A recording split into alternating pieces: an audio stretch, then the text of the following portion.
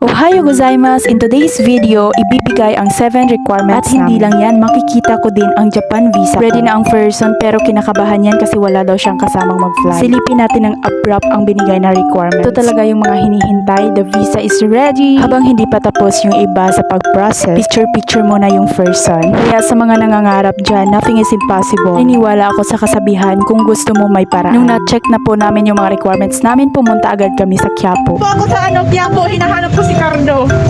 Ayan po. Dito muna kami sa church.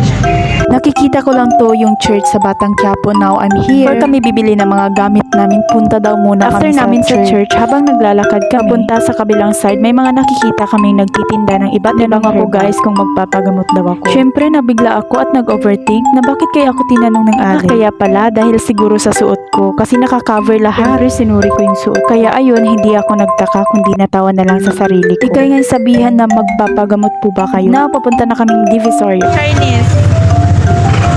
Handsome desu ne. Kaya pala this Chinatown.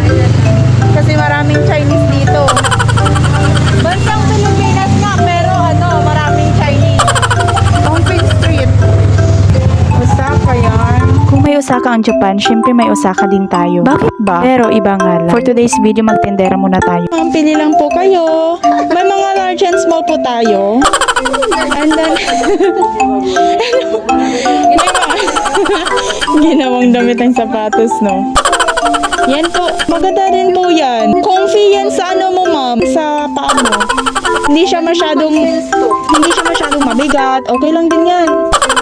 Ano po ba? Ano yan po? Pwede yan dyan sa Ilan na nabenta mo dito, be? Marami na din. Yan po mas yung bestseller namin yung isa. Yung isa. Ayan, ano po yan? Second seller namin. Second best seller. Yan, maganda din po yan. Pero mas bet ko sa'yo yung color white, ma'am. Opo, yan. Hindi yan siya masyadong mabigat. Ito yung natin yung isa. Sige. Ay, Akala ko.